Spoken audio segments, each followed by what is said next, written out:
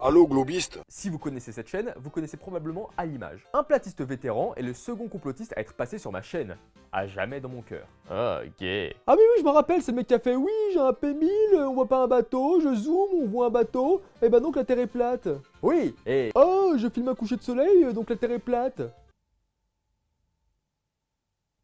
Arrête de te moquer. Mais toi ta gueule. Mais j'ai rien dit. Aujourd'hui il a fait un effort, il nous a apporté une nouvelle preuve que la Terre est plate, alors on va faire un effort et on va l'écouter. Vas-y Ali, dis-nous tout. Et sur un globe en fait, pour aller d'Afrique du Sud en Australie, c'est un vol, tu vois, c'est une très courte distance. Bah là déjà pour commencer t'es sur Flight Radar. Il s'agit d'une carte aplatie, donc plate. Et pour transformer un globe en carte plate, on utilise souvent le modèle de Mercator. Un modèle de transformation qui, comme tout modèle de transformation, déforme certaines réalités. D'ailleurs, vous remarquerez que beaucoup d'avions suivent une trajectoire courbée.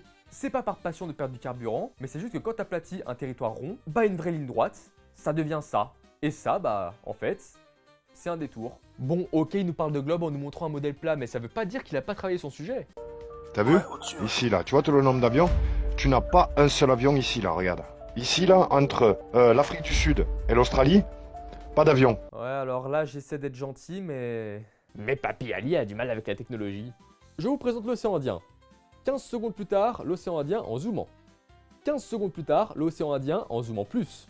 Le site veut pas charger trop d'objets, du coup plus tu dézoomes, plus certains vols disparaissent. À l'image, si t'avais zoomé, bah t'aurais vu comme là que...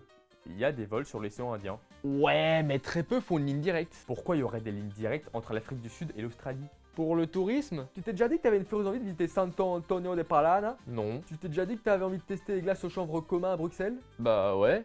Bah c'est pareil pour les Australiens et les Africains du Sud. Quand t'as assez de thunes pour voyager en général, bah tu voyages vers les pays riches. Attention, je dis pas que c'est interdit de visiter des pays du Sud, ni que personne ne le fait. Mais soyons francs, tous ceux qui ont voyagé, question proportion. Qui a déjà visité l'Allemagne? Qui a déjà visité Angola? Il y a aussi le commerce. Ok, alors d'un côté t'as pays riche, importateur-exportateur avec des droits de douane plutôt sympas dès que t'as passé l'espace Schengen, et 74% des habitants sous le seuil de pauvreté. Bah voilà Ali, y a pas de ligne directe entre les pays du Sud parce que les vols ça coûte cher et le peu de commerce qu'ils font entre eux, bah ils préfèrent les voies maritimes.